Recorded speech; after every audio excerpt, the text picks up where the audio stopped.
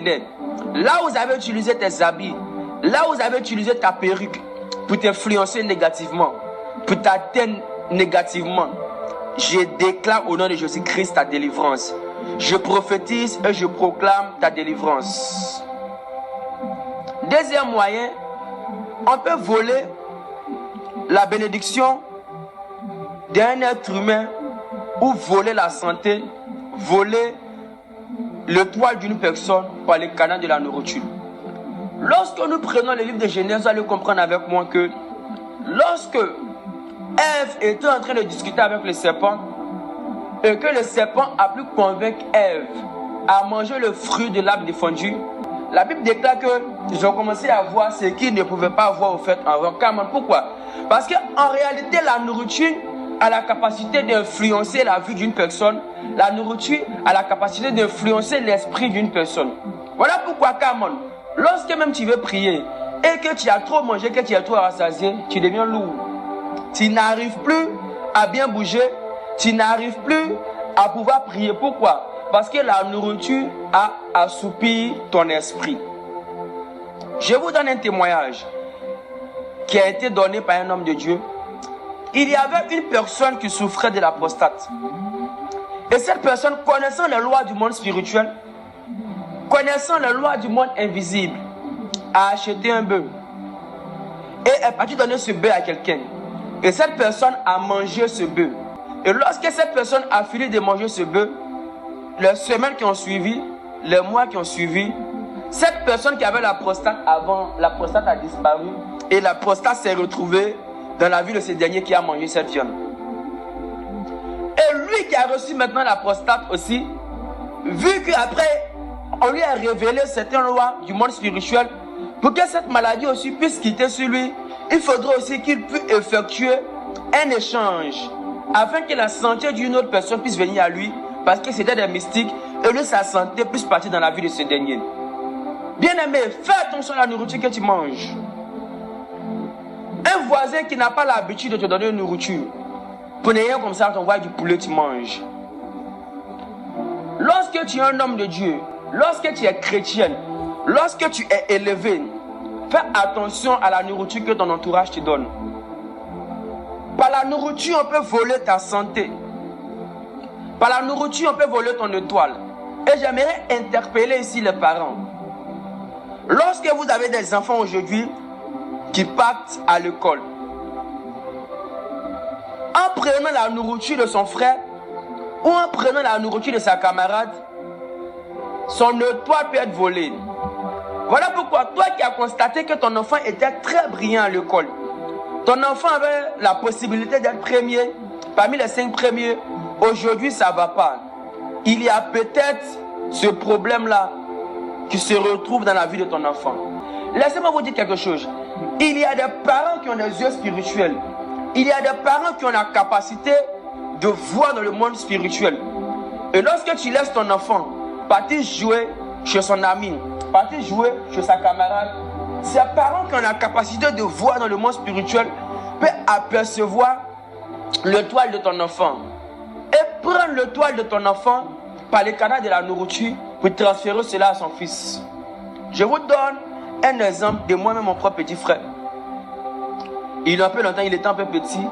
Il y a un monsieur qui donnait de la nourriture à mon petit frère. À chaque fois, il donnait des pièces, il donnait 500, il donnait au fait des bonbons à mon petit frère. Mais ma maman, voilà pourquoi j'ai béni la vie de ma maman, la révérende Kwasi Josiane. Connaissant les lois du monde spirituel, a dit à mon petit frère que lorsque on t'envoie ou on te donne de la nourriture, on te donne quelque chose, ne bouffe pas, viens me donner. Et arrivé un moment, ce monsieur a arrêté de donner au fait de l'argent à mon petit frère. Pourquoi? Parce que spirituellement parlant, ma maman avait verrouillé. Spirituellement parlant, cette personne ne pouvait pas prendre le toit. Pourquoi? Parce que mon petit frère ne mangeait pas ce qu'il donnait. Et tout à coup, il a arrêté de donner des cadeaux. Il a arrêté de donner ce qu'il devait donner. Et c'est comme ça qu'il s'est éloigné de mon petit frère. Regardez, si ma maman n'était pas consciente des réalités spirituelles, si ma maman n'avait pas la connaissance des réalités spirituelles, le toit de mon petit frère allait en train d'être utilisé par un autre être humain sur la terre. Plusieurs personnes sont victimes du monde des échanges et du commerce. Pendant que l'intelligence de ton enfant n'avance pas, une autre personne est en train de travailler avec l'intelligence de ton enfant. Bien aimé, le but de cette vidéo, c'est de t'apporter la délivrance, afin que tu puisses jouir de tes grâces et de tes bénédictions que Dieu a relâchées dans ta vie depuis le monde spirituel avant de te faire transcender dans la dimension terrestre. Alors, nous sommes à la dernière partie de notre enseignement. Comment faire face ou comment empêcher les voleurs de destinée, les voleurs de santé, les voleurs de bénédiction. Primitivement, c'est qu'en termes d'habits ou en termes d'objets qui touchent notre corps, c'est que lorsque tu veux faire un cadeau à une personne, il est important d'interroger Dieu afin que Dieu te montre l'identité de cette personne. Parce que comme j'ai dit, dans le monde spirituel, il y a les camps négatifs et il y a les camps positifs. Lorsqu'une personne n'a pas de bonne foi, lorsqu'une personne n'a pas de bonnes intentions, cette personne peut utiliser tes objets ou les habits que tu as déjà portés pour te faire du mal. Voilà pourquoi il est très important de prier et demander à Dieu l'identité de cette personne ou l'autorisation de Dieu avant de donner tes habits ou tes accessoires à une personne. Dieu peut te répondre en rêve, Dieu peut te répondre en parabole, Dieu peut te répondre par le canal d'un serviteur de Dieu, Dieu peut te répondre par plusieurs moyens, mais je parlerai de d'autres moyens dans d'autres enseignements. Deuxième des choses, c'est-à-dire lorsque tu veux donner tes habits à quelqu'un, je préfère que tu partes donner cela à l'orphelinat. Les orphelins sont des personnes qui n'ont pas de père ou de mère physique. Et ceux qui s'occupent des veuves et des orphelins sont des personnes que Dieu bénit puissamment. Tu as un objet peut-être tu as porté une fois et que tu ne veux plus prendre. Il n'est pas dit que c'est devenu ancien, parce qu'il ne va pas donner des choses qui sont anciennes délavées au fait aux orphelins. Non. Quelque chose peut-être tu as essayé une fois que tu as déposé et que tu vois que peut-être ça ne te rentre pas ou ça te saigne. Tu ne peux pas lui donner cela au fait à l'orphelinat. Mais tout compte fait, puisque avant que ça puisse être en contact avec les orphelins, ça passe par plusieurs personnes au sein des structures ou des ONG, des orphelins. Il est aussi important de prier et de verrouiller toute pratique négative avant de partir donner ses habits ou ses objets à l'orphelinat. Sur le troisième point, au niveau de la nourriture, il est aussi très important de questionner Dieu avant de mettre une nourriture dans ta bouche. Même lorsque tu dois manger la nourriture d'une personne, tu dois connaître primitivement la spiritualité de ce dernier ou de cette dernière qui a préparé cette nourriture. Et lorsque tu connais la spiritualité de ce dernier ou de cette dernière-là, tu peux savoir si tu peux manger cette nourriture ou tu ne peux pas manger cette nourriture.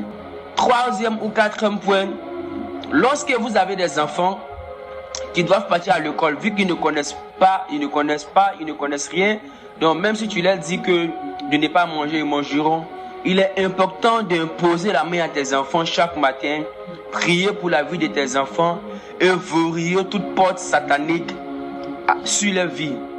Là, lorsqu'ils vont à l'école, tu as déjà verrouillé l'accès et tout ce qu'on fait ne passe pas sur tes enfants. J'ai partagé ce clé-là pour empêcher les voleurs de destinée, les voleurs de santé, les voleurs de toit, de vos antennes.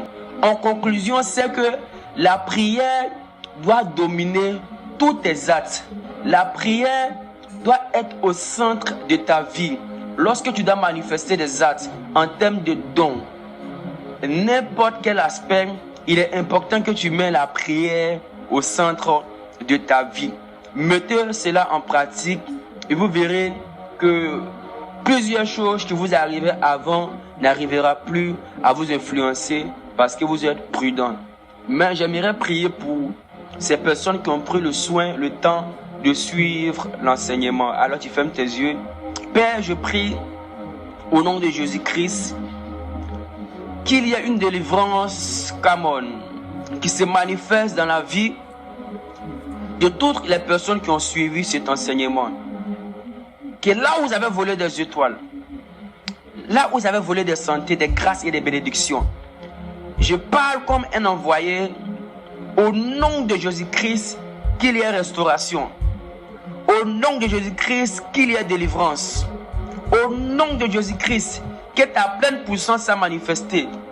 Que les anges soient engagés dans différents aspects de leur vie afin de récupérer les grâces et les bénédictions.